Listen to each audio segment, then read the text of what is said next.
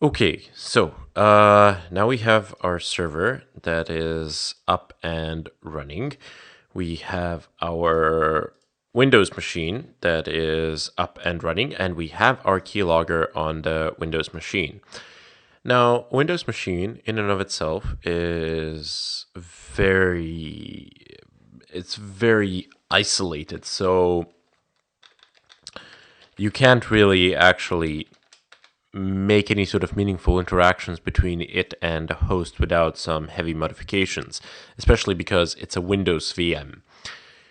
In order for there are multiple ways of doing this really, but I'm just going to use a regular USB, to transfer this keylogger file onto my host machine, and then from there I'm going to go ahead and transfer it onto the server.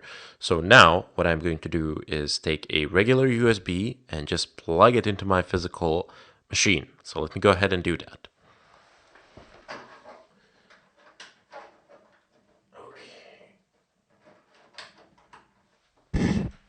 Oh god, bumped my microphone there. Okay, so now I have plugged a USB into my physical machine, and now I'm going to pass that USB to this machine. Before I pass it, just go ahead and do this. So set enforce 0. This is a runtime change. This is not a permanent change. This sets the SE Linux to permissive mode so that the USB can actually be passed to the virtual machine. Okay, so go on to the blue letter I, add hardware, USB host device, and then just find it here. So it should be listed. There we go. So Transcendent Incorporate Jet Flash, I think. So this is my USB. Once you plug it in, I don't know, just take a look. It will be here. So just select it and click on Finish. And you might have heard the sound. It was plugged out of my physical machine and plugged into my virtual machine by just doing this. Okay, so let's expand this. Let's go into the file browser, or file explorer as it is referred to here. And I have this drive, so let's just go ahead and format it. Sure, it's a lot bigger than this, but the Windows doesn't see it all. Okay, so capacity, what? Whoa. 516 megabytes. Oh, wow. Okay, so there's a problem. Let me just go ahead and fix that real quick. Maybe I don't need to. How big is the keylogger? It's very small. It actually takes 0.2 megabytes of RAM. Oh, okay, so it's less than 2 megabytes. I don't actually need to create this fix. I'm just gonna go ahead and copy this onto here. Okay, so I've pasted it, and now I can go down onto this arrow. There's a USB and mass storage device. Excellent. So safe to remove. Just do safety remove. Not a mandatory thing, but definitely a recommended thing to do always. Okay, close this and minimize this, and open up a file manager on Fedora. Okay, I'm opening it up on another screen and then it's popping on this one if you're wondering what's going on. But it doesn't matter, you know how to open up a file manager by this point in time. Okay, so just go, actually, you know what, even better. Let me just go ahead and open up another window in the terminal here, so a new window. This is the default mount point for pretty much everything that is plugged into the machine, so this is something that you should know about. So it's run media. Okay, I need root for that, so let me just bring up the root terminal. So cd/run.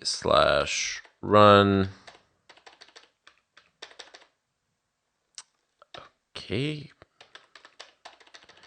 Run media. Why won't you go in there? Okay, let me have a look. Okay, bus failback, KDM, Maria, mount. No. Okay. Mount SQL network. Okay. I did not mount it in the first place. So you need to actually physically unplug your USB and then plug it back in. Kind of forgot about that. So just go ahead and unplug your USB physically from the machine, and then you can plug it back in.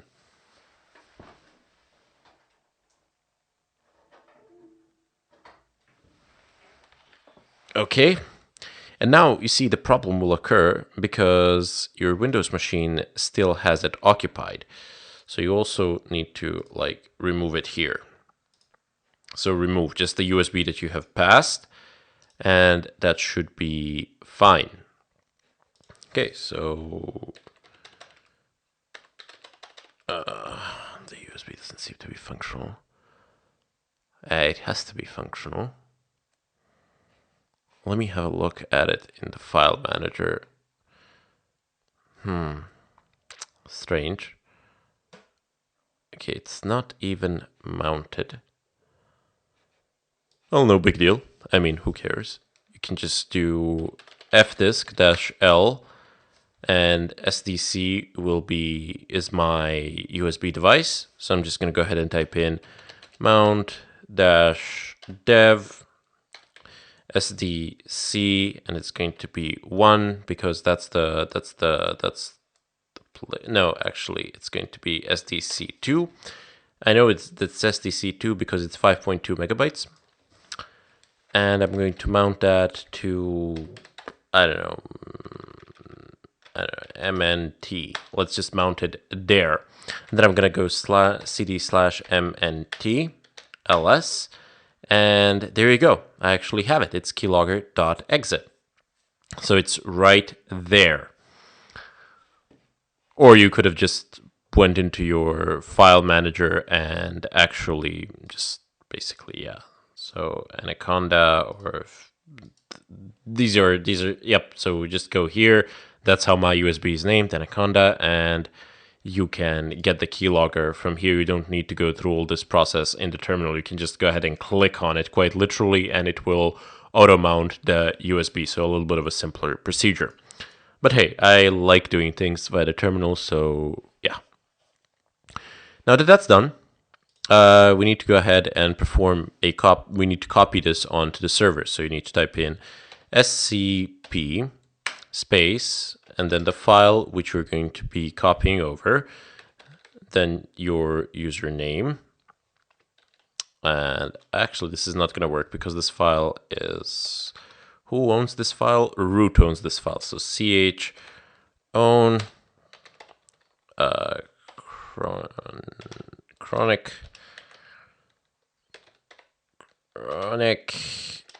keylogger.exe. So changing ownership. Okay. It's on the USB, so I can't really do modifications there at this point in time. So let's just go ahead and do this. So cp keylogger.exe, and I'm going to do the home chronic. I don't know. Let's just copy it to desktop. I don't really care. Okay, so it's copied there, and let's go to home chronic desktop, and then let's do ll keylogger.exe. Who owns it? Root owns it. So let's go ahead and change the ownership of the file. Ch own chronic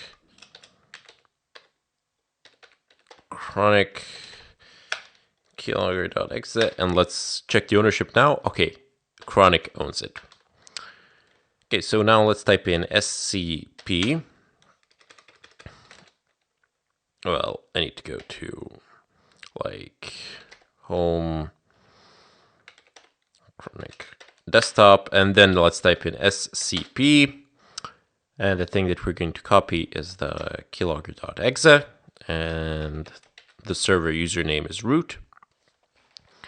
I do not know the IP address. I'm going to need to actually check that out. Okay, so let's just copy it from there. Paste. And then we're going to do a colon. So we need some remote directory. Root will be fine. I don't really care. And then it's going to be port 60,001. Oh, right.